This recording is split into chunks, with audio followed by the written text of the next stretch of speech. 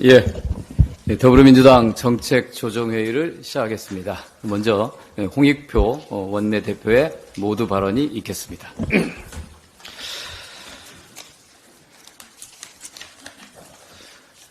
네, 제4회 동계 청소년 올림픽이 평창에서 개최됩니다. 평창 동계올림픽이 다시 하겠습니다. 제4회 동계 청소년 올림픽이 강원도에서 개최됩니다. 내일부터 2월 1일까지 역대 최대 규모인 79개국 1,800여 명의 선수단이 참가해서 15개 종목에서 경기를 펼칠 예정입니다. 이번 대회는 유럽이 아닌 아시아에서 열리는 첫 번째 대회로 올림픽 인프라와 개최 경험이 접목될 것으로 기대됩니다.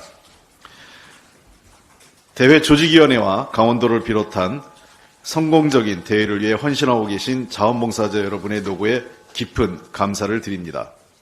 무엇보다 안전이 중요합니다.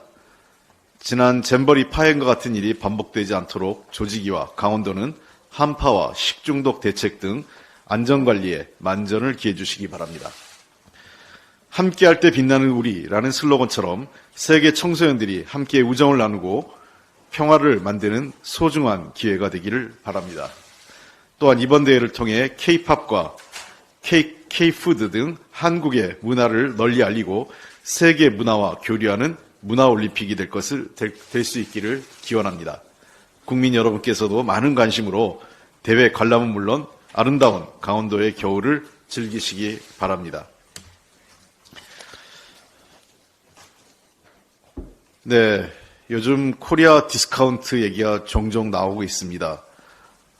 코리아 디스카운트의 최대 불안 요인은 무엇일까요? 윤석열 대통령입니다. 윤 대통령은 임기 중 자본시장 규제 혁파를 통해 코리아 디스카운트를 해소하겠다고 했습니다. 그러나 어제 주가지수 코스피는 급락해 시가총액 46조가 증발됐습니다. 환율도 급등했습니다. 새해 들어 우리나라 증시는 급락을 거듭하면서 G20 국가 중 등락률 꼴찌를 기록하고 있습니다. 대통령이 공매도 금지 등 총선용 정책을 쏟아내도 역효과만 나는 가장 큰 이유는 코리아 디스카운트의 가장 큰 원인이 윤석열 대통령과 이 정부에 있기 때문입니다. 한국 경제의 최대 리스크입니다. 한국 기업과 시장이 제대로 된 평가를 받지 못하는 코리아 디스카운트를 결정하는 주요 요인은 첫 번째는 남북관계 등 지정학적 리스크입니다. 두 번째는 시장의 불확실성 제거 및 시장 신뢰에 영향을 주는 법치와 부정부패 문제입니다. 그리고 세 번째는 경직된 노사관계와 불투명한 지배구조를 지적하고 있습니다. 윤석열 대통령과 현 정부는 이 모든 것을 최악으로 만들고 있습니다. 우선 남북관계를 파탄으로 몰아넣어 긴장을 고조시키고 있습니다. 그리고 민주주의와 법치의 퇴행으로 시장이 가장 싫어하는 불확실성도 증폭시키고 있습니다. 의회가 적법하게 통과시킨 법안의 습관적인 거부권 행사, 그리고 본인과 부인, 처가의 각종 범죄 의혹에 대해서 수사, 특검, 처벌을 모두 막으려는 행태로 법치에 대한 신뢰도 저버리고 있습니다. 또한 노조를 악마화하면서 노정 관계를 최악으로 만들어 산업 현장의 안정성도 불안해졌습니다. 그리고 KT, 포스코 등 외국인 지분이 절반 가까이인 기업 인사에 개입하는 등 관치 경제로 회귀하여 시장 경제를 크게 훼손하고 있습니다. 이렇게 위험하고 불공정하고 부정부패가 용인되면 정부가 시장에 부당하게 개입하는 나라의 경제는 저평가될 수밖에 없습니다. 윤석열 대통령과 이 정부의 행태가 가장 큰 문제임에도 계속된 무책임한 언행과 정책, 오만하고 독선적인 태도를 바꾸지 않는 한 한국 경제 리스크 해소는 불가능할 것입니다. 이미 해외 언론들은 윤 대통령이 코리아 디스카운트의 원인이라는 분석을 내놓았습니다. 파이낸셜 타임즈는 정부의 기업 인사 개입, 법치를 훼손하는 사명권 남용이 한국 경제에 대한 불신을 조장하겠다고 지적한 바 있습니다. 최근 상황을 예언하듯이 한국 정부가 포스코 지배구조에 간섭하려는 시도는 40%의 지분을 보유한 외국인 투자자들의 분노를 불러일으킬 가능성이 높다고 강조하기도 했습니다. 한국은행은 최근 금융통화위원회에서 부동산 PF 부실 가능성과 가계와 기업 대출 관련 리스크를 강조했습니다. 우리 경제가 매우 비상한 시기에 대통령이 최대 경제 리스크가 된 것은 매우 불행한 일입니다. 대통령실 참모들과 여당은 검찰총장 출신 대통령을 두려워하지 말고 대통령의 잘못을 바로잡아야 합니다. 이를 방치하고 그저 그 앞에서 듣기 좋은 소리만 하면 한국 경제를 망치게 된 공범이 될 것입니다. 대통령이 말씀을 할수록 국민은 혼란스럽고 시장은 얼어붙고 해외로부터는 조롱거리가 되고 있습니다. 세간에는 너무 앞뒤가 맞지 않고 비상식적이라서 도대체 대통령 자신도 무슨 말을 하는지 모를 거란 평가마저 나오는 상황입니다. 지금 대통령이 해야 할 일은 중구난방식 감세 발언이나 관치로 시장 불안을 키우고 나라 근간을 흔드는 것이 아니라 대통령과 그리고 이 정부가 상식적인 그리고 지극히 이성적인 수준의 발표를 해줄 것을 다시 한번 부탁드립니다. 전세사기 특별법 1월 국회 통과를 다시 한번 촉구합니다. 선구제 후회수 프로그램을 도입해서 피해자 인정 요건 확대 등을 실질적 피해구제 방안을 담은 전세사기 특별법이 국토위를 통과해 법사위에 계류 중이나 정부 여당 반대로 그저 답보 상태에 있습니다. 정부 여당의 무능과 무책임 속에 전세사기 피해는 계속해서 늘어나고 있습니다. 주택도시보증공사 발표에 따르면 2023년 전세사기 등으로 집주인이 보증금을 돌려주지 않은 금액이 4조 3,347억 원에 달합니다. 이는 전년 대비 3.7배 폭증한 것입니다. 상황이 이런데도 정부 여당은 여전히 전세사기 문제를 사적 거래로 치부하면서 국가의 기본 책무인 주거권 보장을 외면하고 있습니다. 정부는 지난 10일 주택공급 확대 및 건설경기 보완 방안 발표를 했고 이 중 일부에 전세사기 문제 대책을 포함을 했습니다. 주택 보유자와 투자자를 위한 선거용 경기부양책 발표에 전세사기 부분을 일부 끼워 넣은 것부터 윤석열 정부가 전세사기 피해자들을 얼마나 가볍게 대하고 있는지를 상징적으로 보여줍니다. 그리고 그마저도 기존 대책의 재탕에 불과해 피해자들의 분노를 사고 있습니다. LH가 먼저 전세사기 주택을 사서 보증금을 돌려주는 협의 매수 방안이 제시됐으나 임차인 외 채권자가 없는 경우로 한정해 대부분 권리관계가 복잡한 현실에는 아무 쓸모없는 방안입니다. 전세사기 피해가 늘어나고 있음에도 정부 여당은 이를 외면하면서 전세사기 특별법 개정 발목만 잡고 있습니다. 정쟁만 하면서 민생 외면하는 정치 이제 그만해야 됩니다. 한동훈 위원장은 전세사기 피해자들의 면담 요청을 피해 다니고 있는데 선민 후사 이야기한 것이 부끄럽지 않은지 묻고 싶습니다. 한동훈 위원장은 정치 혐오만 부추기고 야당에 대한 공격으로 반사이익 얻으려는 구태정치에서 벗어나십시오. 국민의 삶이 비상한데 대통령과 정부에 제대로 된 말 한마디 못하면서 민생 파탄 공범을 자처하는 비상대책위원장은 국가 그리고 국민에 도움이 안 됩니다. 한동훈 위원장이 윤석열 아바타가 아니라면 전세사기 문제 해결에 발벗고 나서야 하고 대통령과 정부를 설득해서 전세사기 특별법이 통과될 수 있도록 입장을 밝혀주시기 바랍니다.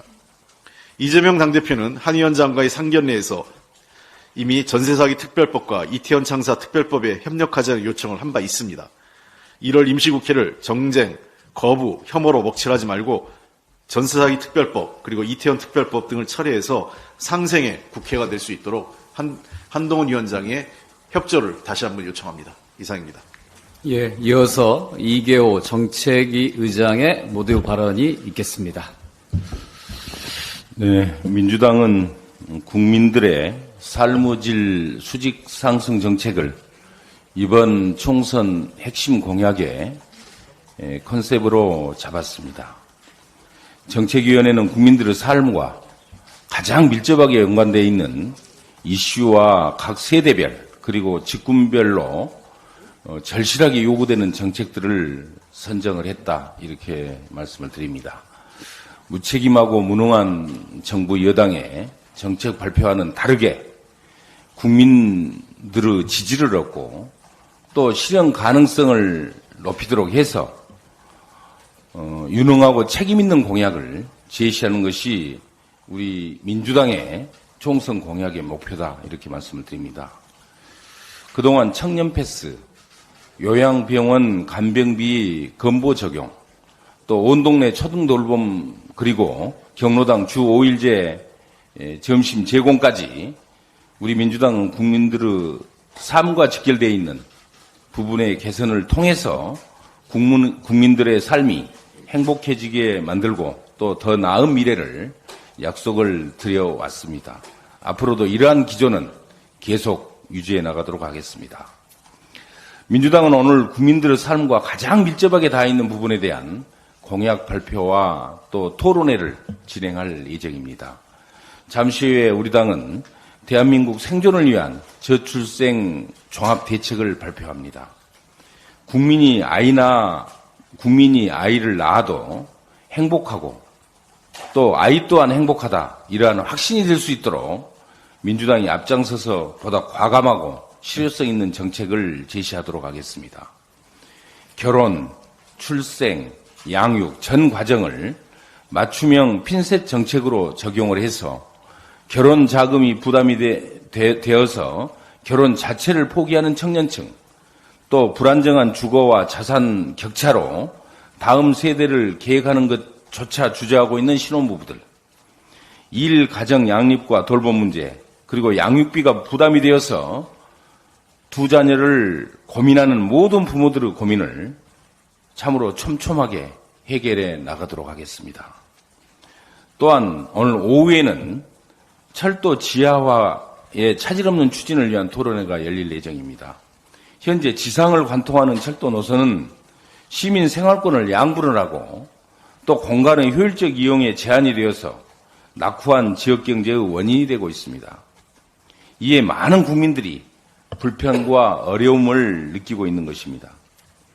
우리 민주당은 국민들의 행복 추구권, 환경권 보장, 더 나아가서는 지역 간 균형 발전을 위한 철도 지하화 사업의 추진에 힘쓰도록 하겠습니다. 오늘 토론회에서는 해당 시도민의 의견을 경청하고 철도 지하화 공약의 완성을 위한 초석을 다지는 소중한 시간이 될 것으로 기대하고 있습니다. 한 가지 더 말씀을 드리도록 하겠습니다. 어제 윤석열 대통령이 상속세 완화의 가능성까지 시사를 했습니다. 충격입니다. 윤석열 정부의 초부자 감세 시리즈 마지막 퍼즐이 아닌가 생각을 하고 있습니다.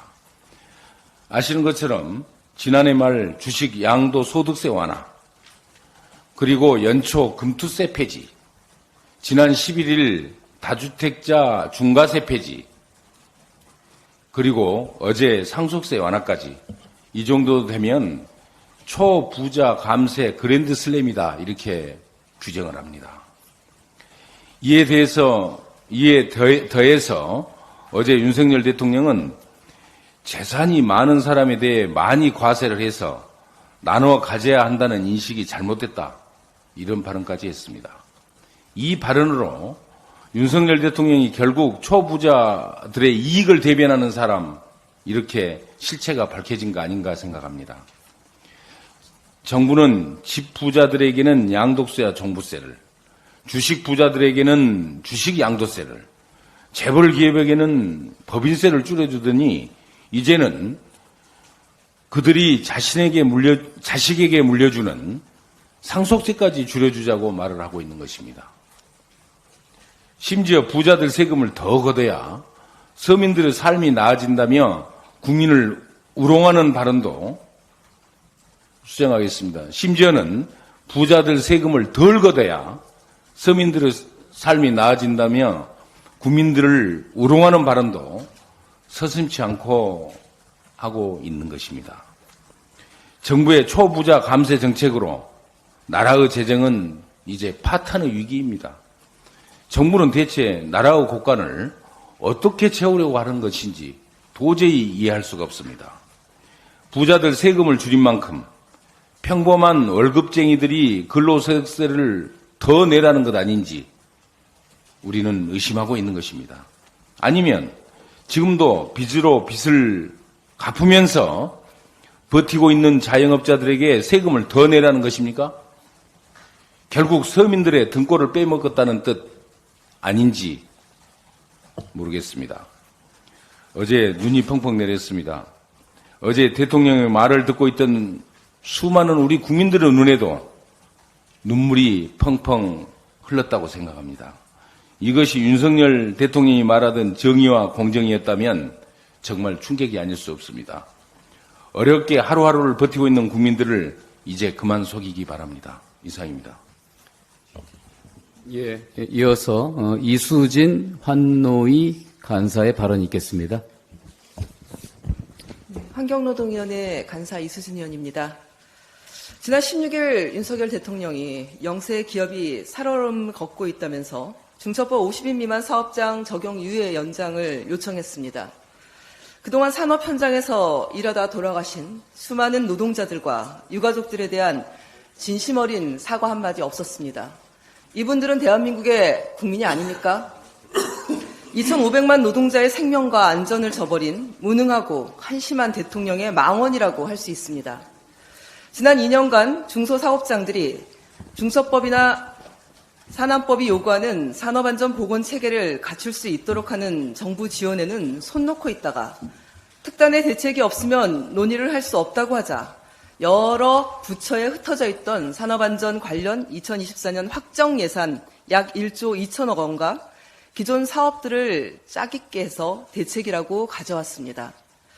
그동안 중소영세기업 노동자들의 생명과 안전보호에 무대책, 무성의로 일관해온 무능한 대통령이 할 수 있는 것이 결국 기업 없으면 노동자 없다라는 구태의연한 노동자 겁박박에 없었는지 묻고 싶을 따름입니다. 지금이라도 늦지 않았다라고 생각합니다.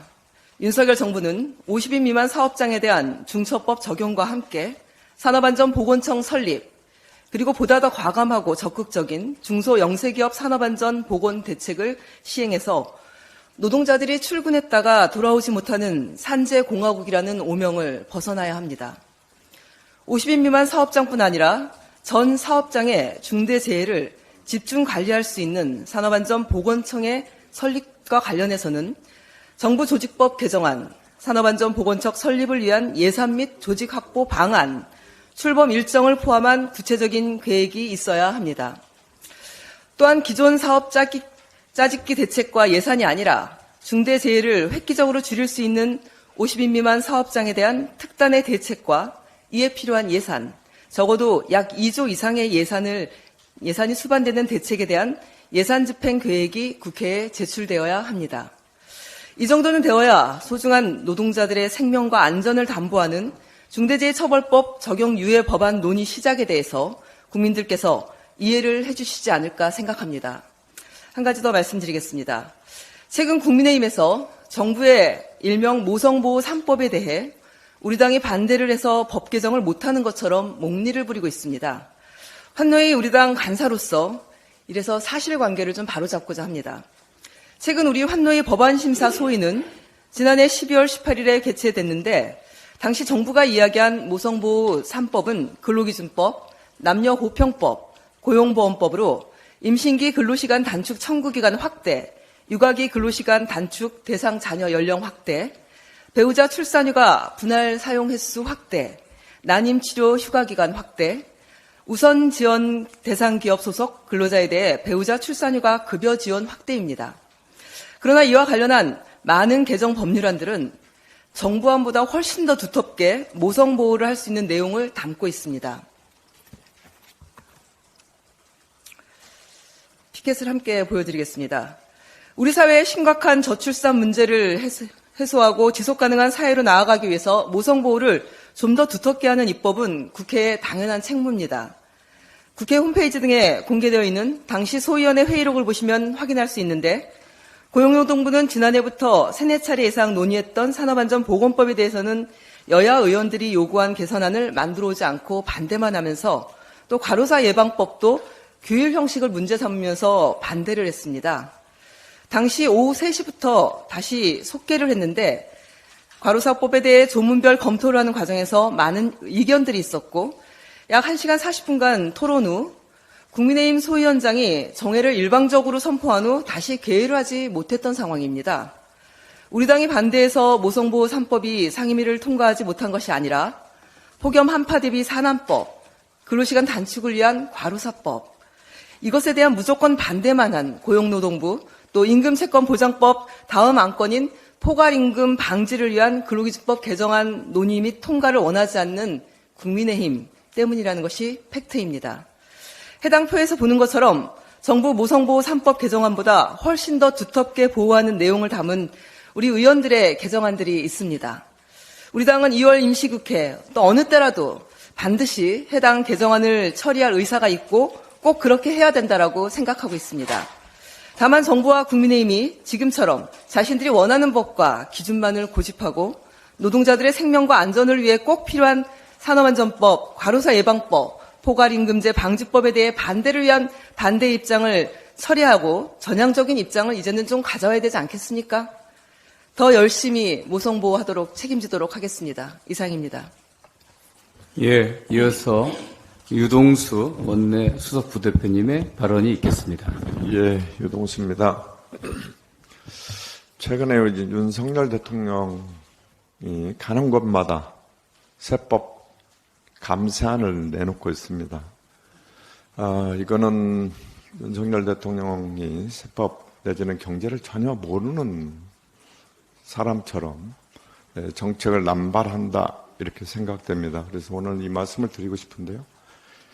이 세법과 예산은 동전의 앞뒷면처럼 같이 묶여져 있습니다. 그래서 내년도에 세법 개정안은 7월에 보통 정부 세법 개정안으로 제출됩니다. 그리고 8월에 내년도 예산안에 대해서 정부가 국회에 내년도 정부 예산안을 국회에 제출을 하게 되는 것입니다. 그러면 국회 기재위는 11월까지 그때까지 발의한 의원 발의안과 정부의 세법 개정안을 묶어서 논의를 집중하게 되는 것입니다. 그리고 12월에 예산안이 확정이 될 때 예산안과 예산 부수 법안으로 세법이 묶여서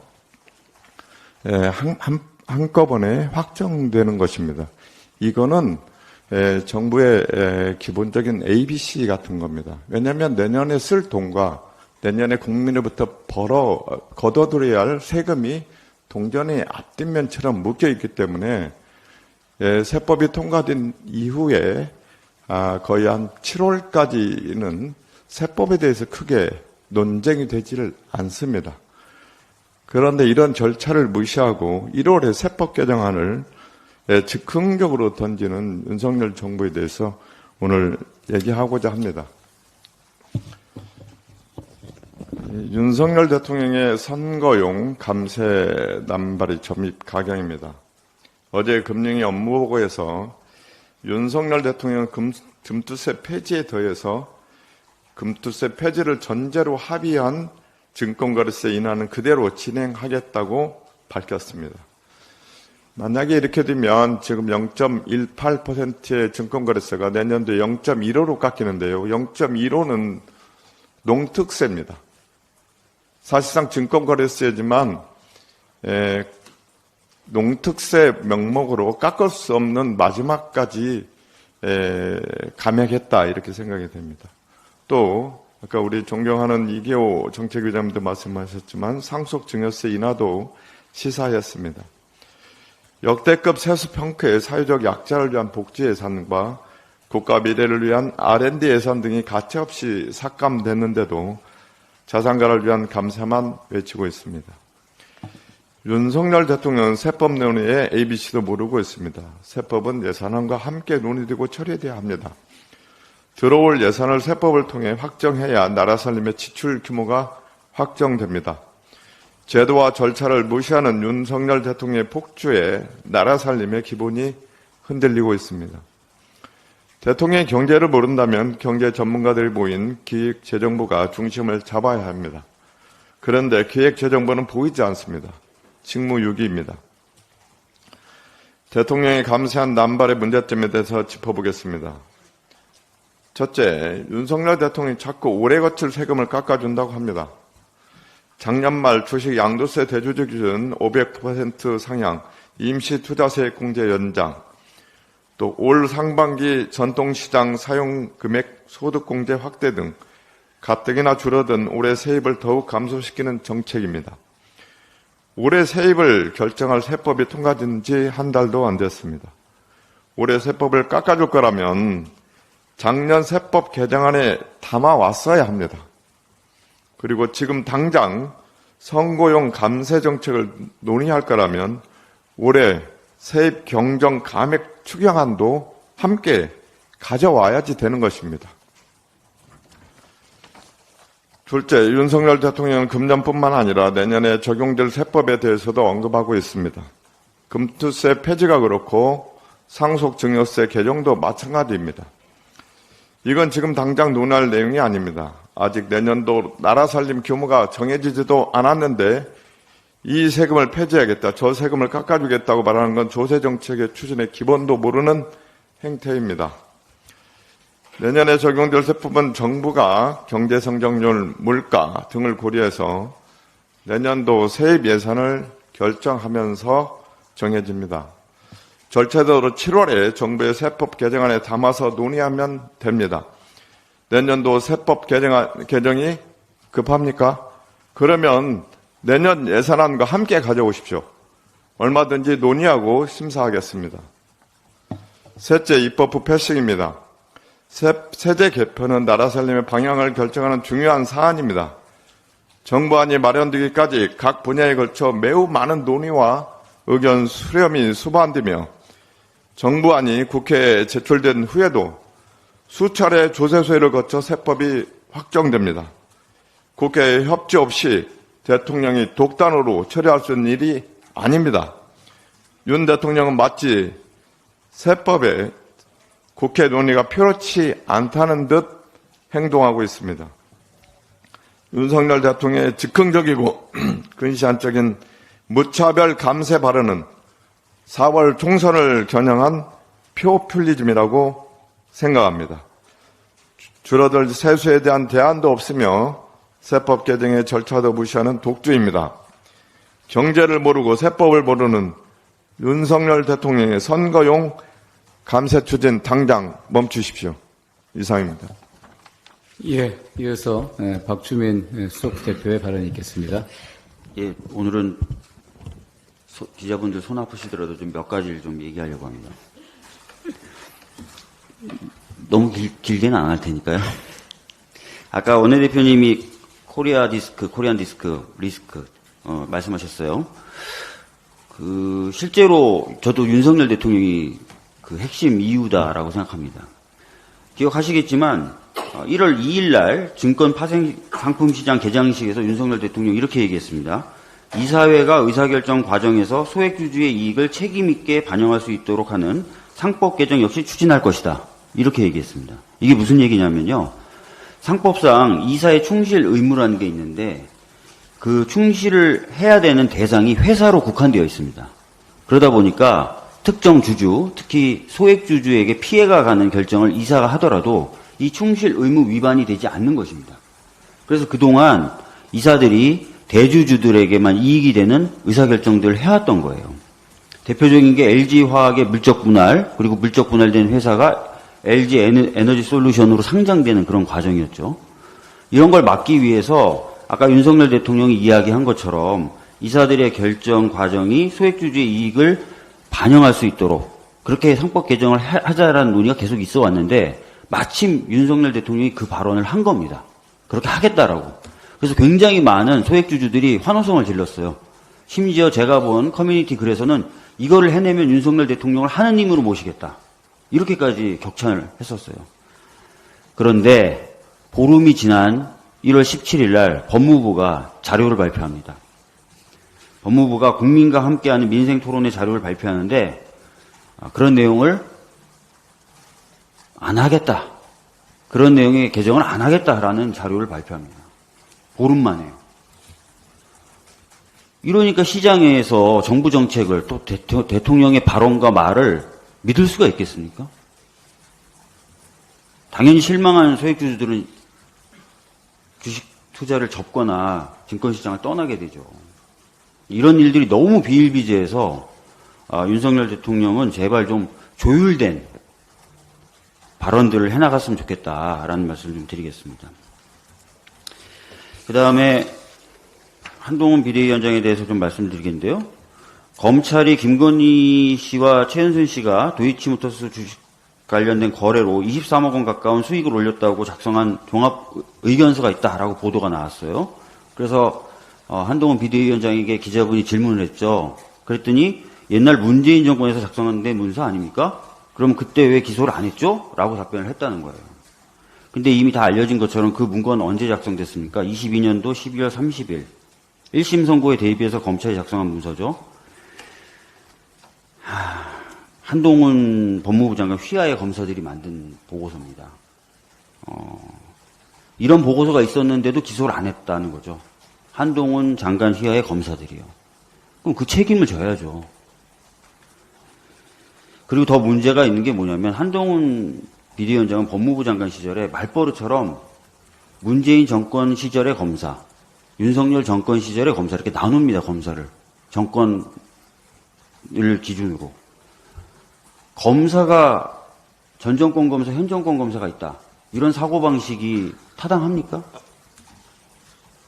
근데 이런 사고방식을 갖고 있는 또 한 사람이 있어요. 바로 한동훈 법무부 장관 시절에 검증했던 신원식 국방부 장관.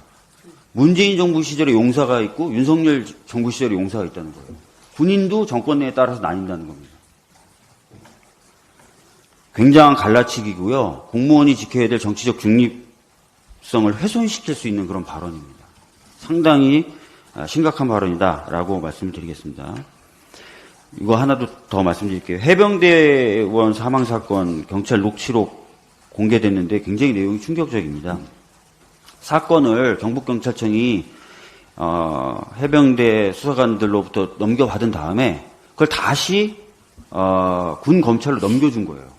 그리고 나서 자기네들 지도부, 지휘부하고 모여가지고 사건을 어떻게 할 건지 막 회의했던 내용이 담긴 녹취록이 나온 겁니다. 그 내용을 실토하는 녹취록이 나온 건데 말이 안 되죠. 자기네들이 관할해야 될 사건을 넘겨받은 다음에 그거를 그대로 보내고 나서 그걸 지도부가 어떻게 사후 처리를 할지를 회의를 했다. 이것은 이 전방위적으로 외압이 작용했다는 것을 증명할 수 있는 내용이었습니다. 근데 이 녹취록을 듣다 보면 막 눈물이 흘러요. 눈물이 흐르는데 해병대 수사관이 그럽니다. 저희는 법대로 했는데 저희한테 왜 이러십니까? 경찰관님도 저희한테 아무 문제 없다고 그러셨는데 왜 지금 이러십니까? 저희는 지금 압수수색까지 당하고 있습니다. 해병대원이 죽었는데 저희들이 그걸 법적인 절차에 따라 수사한 건데 저희가 왜 이런 취급을 받아야 됩니까? 라고 항의를 합니다. 그러자 상대방인 경북경찰청 소속 경찰이 흐느낍니다. 자기도 뭐라고 말을 못하고 너무 미안한 거죠. 막 흐느껴요. 한동훈 비대위원장님, 수사기관에 오랫동안 몸담으셨잖아요. 수사기관이 자신이 바른 것을 밝혀내지 못하도록 이렇게 위에서 압박받고 하면은 수사기관에 몸담았던 사람으로서 어떤 태도를 취하셔야 됩니까?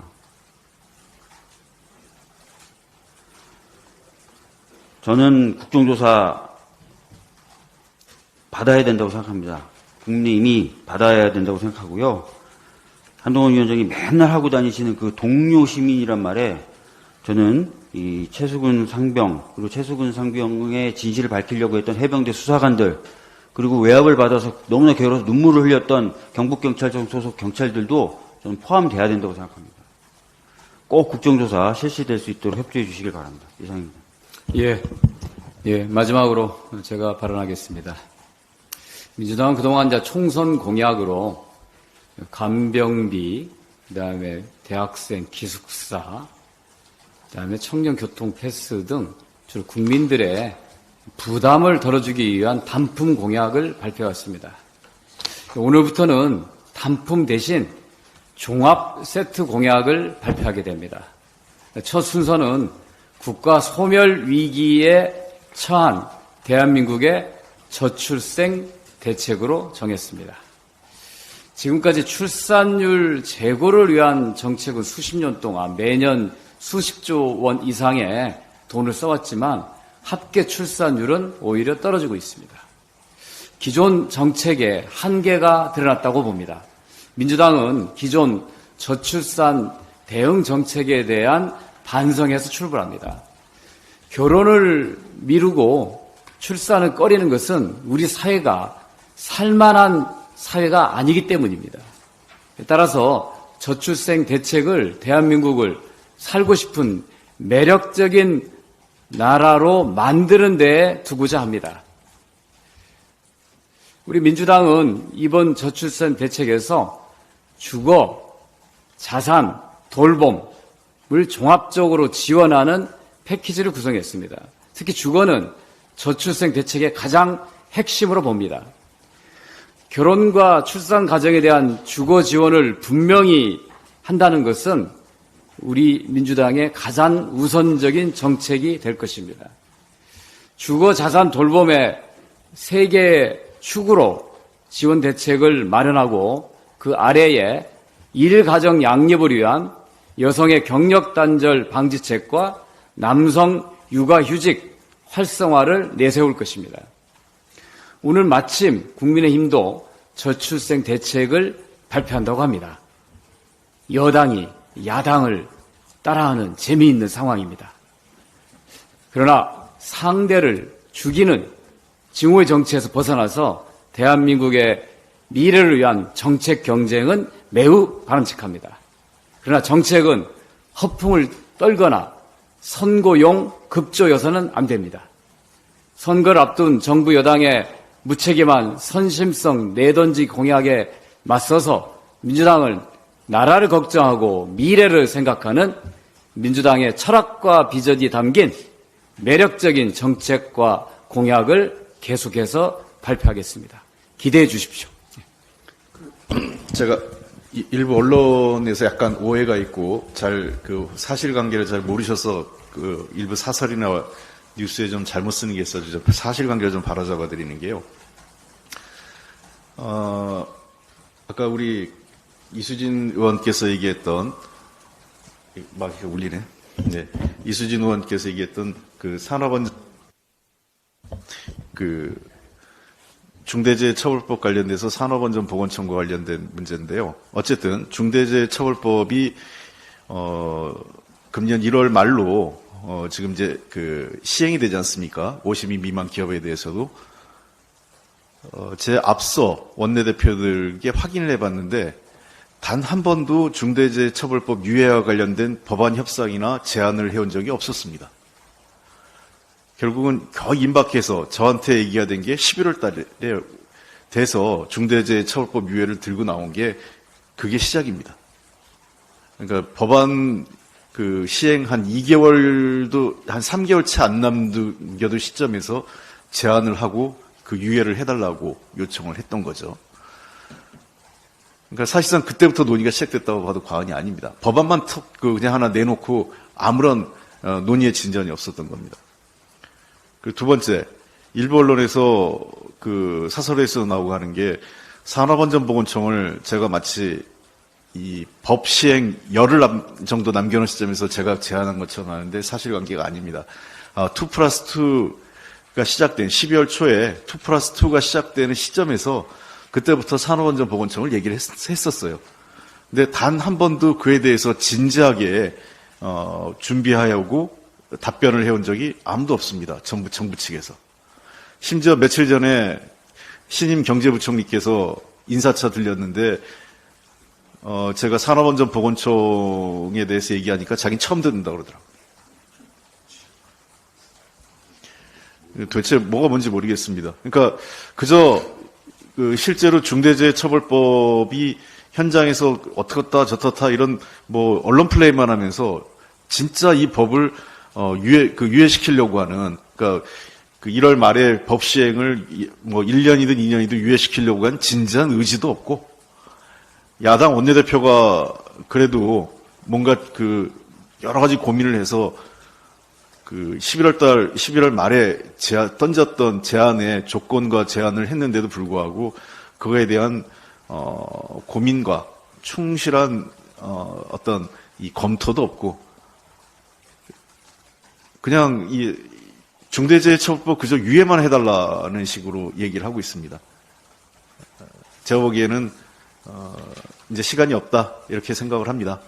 남은 과제는 정부의 몫입니다. 이 중대재해처벌법이 유예하려는 정부의 진지한 준비도 그리고 야당과의 성의 있는 협상의 노력도 아무것도 없었습니다.